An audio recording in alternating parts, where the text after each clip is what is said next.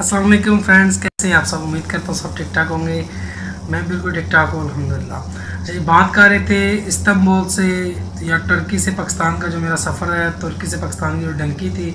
आज उस हवाले से कह लें कि हमें 10 दिन हो गए थे रास्ते में। जो पिछली अगर आपने मेरी वीडियो देखी होगी उसमें हमारा जो सफ़र था वो कह लें कि माको का जो बॉर्डर एरिया था वो हमने क्रॉस किया था। जो आर्मी वालों ने हमें पकड़ लिया, फिर उन्होंने हमें वो कह लें कि उस बॉर्डर से नीचे से वो सुरंग सी है उसमें से निकाला, और इस तरह से हमने एजेंट के साथ रब्ता किया और फिर उसके हम यानी कि जो सेव है रिहाइश है वहाँ पे पहुँचे। अब वहाँ पे सोए हुए थे 2-3 घंटे, कह लें कि सोए भी क्या, बेहोश हुए थे, क्योंकि 2-3 दिन से सोए नहीं थे। एक रात उससे पिछली जो रात थी वो भी हमने कह लें कि बर्फ़बारी में इसी तरह से बैठ के गुजारी थी। उस हवाले से कह लें कि अब 2-3 घंटे हमें सोए हुए थे, तो थोड़ी देर बाद तकरीबन खिड़कियों और दरवाज़ों की ना यानी कि वो खड़ के तो खटखने की ज़ोर ज़ोर से आवाज़ें आने लग गई। जब हमें शायद यही था कि शायद पुलिस का है या कुछ इस तरह से है या कुछ और है, तो हमने है वो आवाज़ें सुनी, तो उनमें कोई इनके कहने कि कुछ पाकिस्तानी लड़कों की यानी कि आवाज़ें हैं कि खोलो को, क्योंकि हमने पाकिस्तानी ये में पूछा यानी कि कौन होता है ये वो, तो उन्होंने बोला यानी कि यार पाकिस्तानी दरवाज़ा खोलो, तो ऐसे ही हमने, तो हमने वो ओपन किया। तो अब जिस रूम में हम कह लें कि 5 लड़के सो रहे थे, अब उसी रूम में तकरीबन 10-15 मिनट के अंदर कह लें कि 200-300 लड़का हो गया। अब वो क्या सीन था और क्या सिनेरियो था, जिस जगह पे हम बैठे हुए थे, हम मैंने आपको पहले बताया था कि वो माको का एरिया या बॉर्डर एरिया था। यहाँ से आगे की गेमें भी जाती हैं और कई लड़के जैसे हम पीछे जा रहे थे। अब वो जो लड़के थे वो सारे कह लें कि माको की तरफ से जा रहे थे, तो आगे आर्मी वालों ने उन पर फायर किए। यही वो पॉइंट होता है जैसे माको की पहाड़ी, अगर आपने कहीं सुना हो तो वहीं वहीं से लड़के कहीं गिरते भी और मरते भी हैं। तो ये वो सीन और सिनेरियो था। वो लड़के जब पाकिस्तानी थे वो क्योंकि डरे हुए थे, पीछे से भी ये जो हालात वो यहाँ से फेस करके जा रहे थे उस हवाले से। अब हमें उन्होंने देखा तो उन्होंने पूछा कि आप भाई आपकी तरह तो पाकिस्तानी, यार आप किधर इधर बैठे हुए, इस तरह से हमारी गेम की थी। तो इस तरह से यार आर्मी वालों ने यानी कि हमें ना वो फायर किए हैं, तो फिर ये लड़कों को यानी कि फायर लगे भी हैं। तो अब कोई पता नहीं है कोई किधर गया कोई किधर गया, तो इस तरह से हम वापस आए हैं यानी कि गाड़ी में बैठ के। तो उन्होंने पूछा कि आप किस तरह जा रहे हैं, तो हमने बताया कि हम यार इस्तांबुल से इस तरह से आ रहे हैं, तुर्की से आ रहे हैं, तो हम वापस जा रहे हैं। तो उनमें से कोई कई लड़कों ने यार कहना स्टार्ट कर दिया कि यार हमें भी नहीं भी पाकिस्तान जाना, हमने आगे नहीं जाना, तो ये वो। तो हमने उनको यार साफ बात बताई है कि भाई ये जो जिस रास्ते पे भी आप आ गए हो, जहाँ जिस पॉइंट पे भी बैठे हुए हैं, यहाँ से आप कहें कि वापस, तो वापस ये आपको नहीं लेके जाएंगे, क्योंकि इनकी जो डील या बात होती है वो यही होती है कि हम ये आपने इन्होंने आपको बॉर्डर क्रॉस करना है तो उनकी पेमेंट ओके होनी है। और जो एजेंट है, इसलिए जो एजेंट कहते हैं कि जी घर में भी ना बताएं या पेमेंट वहाँ पे पहुँच के होती है, वो पहुँच के यही हालात होते हैं रास्ते में जो होता है। फिर बंदा कह रहा है कि अपनी जान ये कहने की छड़वाने के लिए पैसे भरते ही भरता है।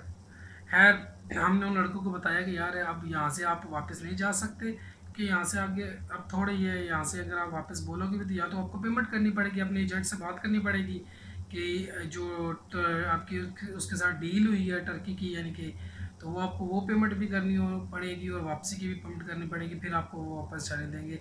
अदरवाइज़ कहें तो वापस नहीं जाने देंगे। खैर हम सुबह हो गई थी, इतनी देर में ऐसी रात गुजर गई, तो सुबह हुई तो उसने फिर हमें नाश्ता ला के दिया। तो हमारा सफ़र अब वापसी के लिए था हमारी, क्योंकि जो डील हुई थी वो यही थी कि जदान शहर में जो ये है डिपोर्ट सेंटर है, वहाँ पे हमें उन्होंने उतारना, या डिपोर्ट सेंटर के आगे उन्होंने हमें उतार के या बता देना है कि डिपोर्ट सेंटर है या वहाँ पे हम इंटर हो जाएंगे। अब माको से जो जदान शहर का सफ़र है वो भी तकरीबन कह लें 18 से 20 से 22 घंटे का सफ़र है। वहाँ से तकरीबन हमारा वो सफ़र सुबह तकरीबन 8 बजे शुरू शुरू हुआ, और रात शायद 10 साढ़े 10 11 बजे हमें उन्होंने ना एक चौक था कोई जहाँ पे कह रहे कि पुलिस की कोई चौकी थी या जो था, उन्होंने हमें इशारा किया कि वहाँ पे जाओ तो ये आपको पकड़ के तो डिपोर्ट कर देंगे। तो शहर में ही रहने, तो इस तरह से किसी के साथ जाना नहीं है।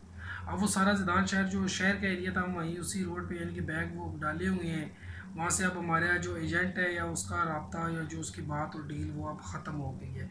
अब वहाँ पे हमने कह रहे कि हम पुलिस के पास जाए, तो पुलिस वालों को हम कहें कि वहाँ पकड़ो हमें पाकिस्तान नहीं है तो पाकिस्तान भेजो। तो जो ईरान वाले थे वहाँ पे डेपुटेशन बंद थी यानी कि वो डिपोर्ट नहीं थे कर रहे। अब मसला बन गया जी, आप डिपोर्ट नहीं कर रहे, हम पुलिस वालों के पास जाएंगे पकड़ो तो पाकिस्तान भेजो, वो कहते हैं नहीं। खैर हमने इसी तरह से फिर कह के रोडों पे यानी कि चलना स्टार्ट कर दिया, कोई इधर जा रहा है। काफ़ी ज़्यादा वो हमारे पास बंदे आए, तो ईरान ऐसा मुल्क है जहाँ पे कहने कि फ़ारसी समझी जाती है, इंग्लिश या और कोई लैंग्वेज यहाँ पे भी ज़्यादा यूजेबल या समझी नहीं जाती।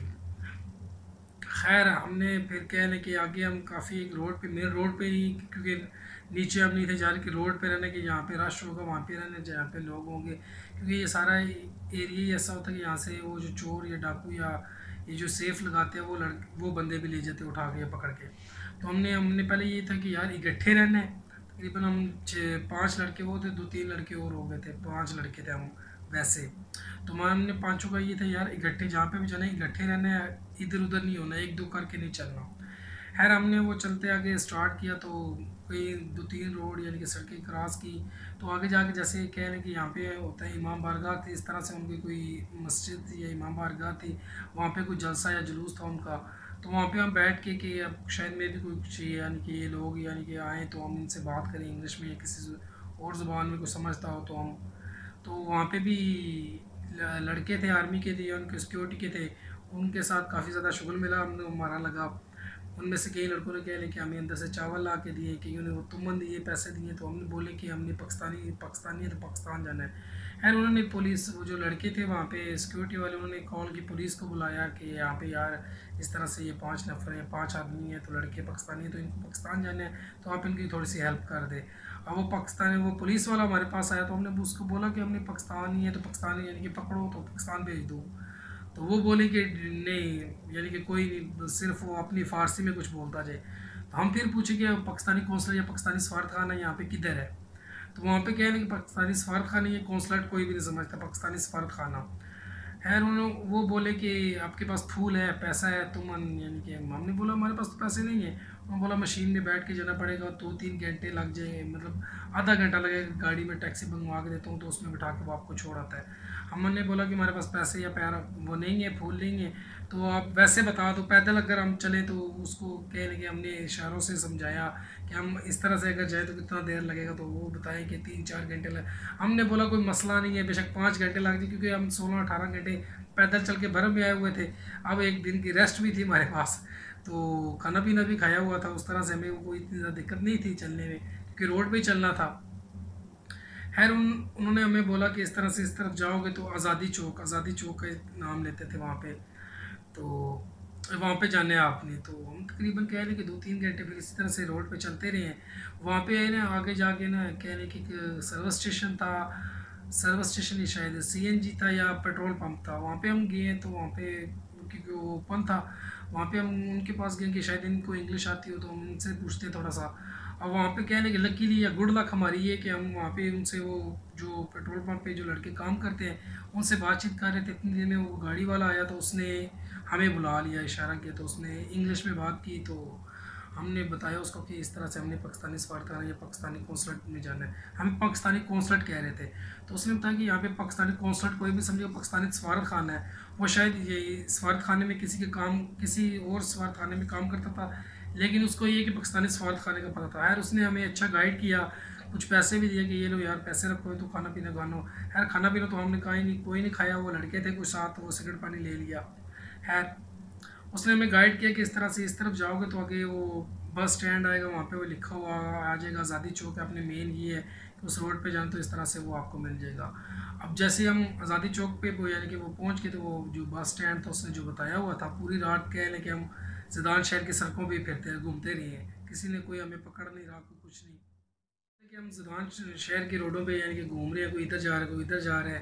खैर बिलाखिर वो जो आज़ादी चौक उन्होंने बताया वो तो 2-3 यानी कि 3-4 घंटों के बाद हम उस चौक में यानी कि ना पहुँच गए जो उन्होंने बताया था कि यहाँ से है। वहाँ पे फिर हम बस स्टैंड पे गए, वहाँ पे लिखा हुआ था पाकिस्तानी सफारत खाना।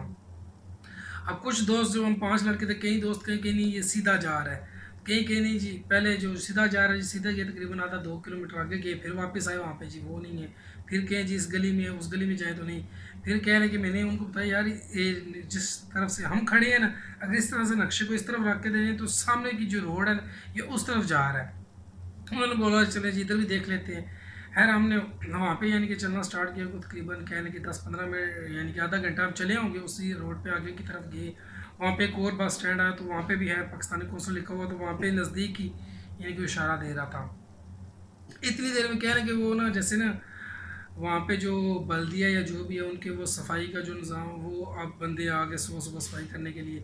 अब हम 5 कह रहे कि लड़के बैग डाले हुए हैं, कैप्स पहनी हुई हैं, तो सर्दी भी लग रही है, ठंड है लग रही है, यानी कि वहाँ पे खैर हमने थक हार के ना बैठ के एक जगह पे। अब कह रहे हैं कि जिस जगह जिस पॉइंट पे हम बैठे हैं ना, उससे कह रहे हैं कि 2 ब्लॉक यानी कि ब्लॉक बने होते हैं 4, 2 कह रहे हैं कि बिल्डिंग छोड़ के ना आगे स्वार्थ खाना। हम पीछे बैठ गए कि यार नहीं मिल रहा तो यहीं पे बैठ जाते हैं, अब सुबह होगी तो देखा जाएगा जो होगा।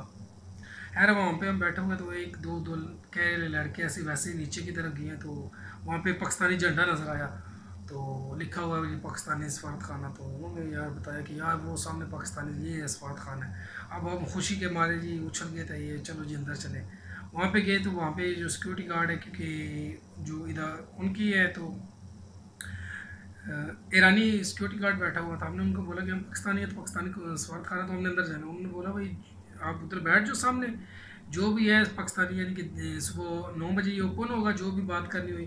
खैर हमने कह रहे कि सुबह ही उसी के रोड के सामने वहाँ पे ये कह रहे कि आर्मी का या कैडेट कॉलेज है या कुछ इस तरह से, कि वहाँ पे वो सुबह सुबह ना वॉक या उनकी जो होती है वो सारे आर्मी के वो लड़के या वो पहने हुए सूट बूट वो वहाँ से गुजरते हैं। उनमें से क्या काफ़ी यानी कि वो लड़के हमें देखे कि लड़के इधर क्यों बैठे हुए हैं ये वो। खैर सुबह कह रहे कि 7 बजे इतनी देर में ये कि सुबह हो गई थी। अब हमने सामने जब देखा कि सर्दी को लग रही है, सामने बर्फ़बारी फिर बर्फ़ पड़ी हुई थी। हमने बोला यार सर्दी तो फिर लग बनती है यानी कि लगनी, क्योंकि कह रहे कि पीछे भी जो सफ़र था हमारा वो भी सारा बर्फ़बारी में, और यहाँ पे भी हम बर्फ़। हम कहीं यार ईरान में सोचते थे, पहले सुनते थे कि गर्मी होती है, अब हम आए हैं तो ये बर्फ़ ही नहीं जान छोड़ रही।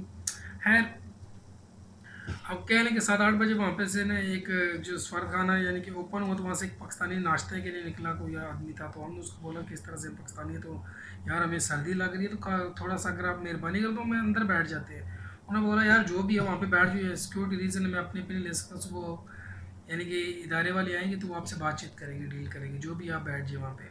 खैर हम वहाँ पे बैठ के यानी कि वहाँ से कई जो लड़के वो कैडेट कॉलेज था जो भी था वो गुजरे थे, उन्होंने कह रहे कि वो तुमन चुमन दिए या खाने वाने के लिए, वो हम एक रोटी वहाँ से लेके वो खाई वहाँ पे बैठ के। सुबह तकरीबन कह रहे कि 9 9:30 10 बजे कह रहे कि सफ़र खाने का जो था वो ओपन हुआ, तो हम कह रहे कि सारे इंटर हुए, पहले खुशी खुशी नारे मार देंगे चलिए पाकिस्तान। खैर वहाँ पे अब इंटर हुआ तो उन्होंने हमें बोला कि वो बाय चेयर्स कुर्सियाँ लगी हुई हैं, तो वहाँ पे हमें उन्होंने बोला कि बैठ जाइए आप यहाँ पे। तो हम तकरीबन 5-10 मिनट बैठे होंगे, फिर अंदर से एक पाकिस्तानी यानी कि आया जो सफ़ारत खाने का आदमी था, उसका नाम शायद सैयद जाफरी था, माशाल्लाह से सुनते सुनने रखी हुई थी। तो उन्होंने बोला यार ऐसे कि अब एक बात है कि मैं आपसे एक बात क्लियरली करता हूँ, जो भी पूछूंगा सच बताना, तो अगर आप हमने बोला यार हम सच पहले हमने डिसाइड किया कि वापस जाए, झूठ बोलना कोई नहीं है, आप पूछे क्या पूछना। उन्होंने बोला कि जी अच्छा जी बताएं जी आप कहाँ से आ रहे हैं, तो किस तरफ जा रहे हैं, यानी कि अगर यानी कि जाते हुए कई दफ़ा ये होता है कि गेम पकड़ा जाती है तो वो लड़के वापस। हमने बताया कि नहीं हम इस्तांबुल से यानी कि टर्की से वापस आ रहे हैं, कोई 2 साल बाद आ रहे हैं, कोई 3 साल बाद आ रहे हैं, इस तरह से हम अब वापस पाकिस्तान जाना चाह रहे हैं। तो उसने बताया कि यार पहले तो ये डिपोर्ट पकड़ के डिपोर्ट करते देते, अब डेपुटेशन बंद है तो आपको खुद डिपोर्ट होना पड़ेगा। हमने बोला बहुत डिपोर्ट होना पड़ेगा, वो कैसे होना पड़ेगा। खैर उसने बोला कि वो मसला नहीं है, यहाँ पे क्या है ना कि वो डिपोर्ट सेंटर है, वहाँ पे मैं आपको भेज देता हूँ। वहाँ पे आगे एक होगा सियालकोट का लड़का है, वो आपसे मैं उसको बता दूंगा, मेरे आपको रेफरेंस देना तो आपको रिसीव कर लेगा। वो आगे आपको डिपोर्ट यानी कि खुद होना पड़ेगा, जुर्माना दे के ये वो। अब वो आगे जो था कहने कि उसके साथ हमने मानी उसने टैक्सी मंगवा के दी हमें एक। तो उसने बोला कि पैसे हैं, हमने बोला कि पैसे हमारे पास तो हैं लेकिन पाकिस्तानी पैसे हैं, यानी कि 1500-1600 होगा। तो उसने बोला ठीक है मसला नहीं है। अब वो उस पर वाला उसने उसने बोला कि गाड़ी वाले को नहीं बताना, गाड़ी वाले में बैठ जो, जब उतरोगे तो एक लड़का यानी कि आप इंटर हो जाना तो उसके पैसे दे देना। अब ठीक कह रहे कि उसने गाड़ी मंगवाई, कोई एक कह रहे कि 60-70 साल का कोई आदमी था, बुजुर्ग थे, उनने उसने 5 पहले तो वो ये पाकिस्तान में असूल है कि एक गाड़ी में यानी कि क्या है कि जाते हुए तो ईरान में एक कार में कह रहे हैं कि 15-20 लड़के बिठा लें, लेकिन टैक्सी में ये है कि जी 4 बंदे बैठ सकते, 5वां बंदा अलाउ नहीं है, यानी कि एक आदमी फ्रंट पे और 3 पीछे, उससे ज़्यादा नहीं वो बिठाते। खैर उसने कि बोला कि हम वो पाकिस्तानी जो सवार था उसने बोला कि कोई मसला नहीं मैं बात कर लेता तो आप ले जाओ। और उसने हमें उसमें बिठाया एक सीट के नीचे, हम इस तरह से बैठ के तो उसमें गए। अब सफारतखाने के जो डिपोर्ट सेंटर था वहाँ पे उसने हमें उतारा, तो हमने उसको पाकिस्तानी यानी कि पैसे पकड़ाए, तकरीबन 1200 रुपये निकला हमारी जेब से। अब वो बोले और पैसे, तो हम इतनी देर में अंदर एंटर हो गए।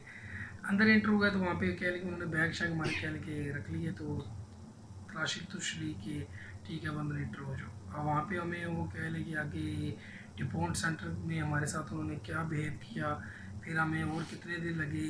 अब 10 दिन वो पिछले हो गए और ये कह लें कि 11वां दिन था हमारा, 11वां ये दिन था, 11वां मीन्स 12वां कह लें कि सुबह थी। तो हम इस डिपोर्ट सेंटर में अंदर दाखिल हुए। आगे फिर हमारे साथ डिपोर्ट सेंटर में क्या हुआ, किस तरह से हम पाकिस्तान तफ्तान तक आए और किस तरह से हमारा वो सफ़र रहा, वो इंशाल्लाह अपनी आने वाली अगली वीडियो में बताऊंगा, क्योंकि वीडियो काफ़ी लंबी हो रही है। आप दोस्तों से एक रिक्वेस्ट है कि जो भी मेरी वीडियो को देखते हैं शेयर भी किया करें और मेरे चैनल को भी सब्सक्राइब कर दें। मिलते हैं अपनी आने वाली इंशाल्लाह अगली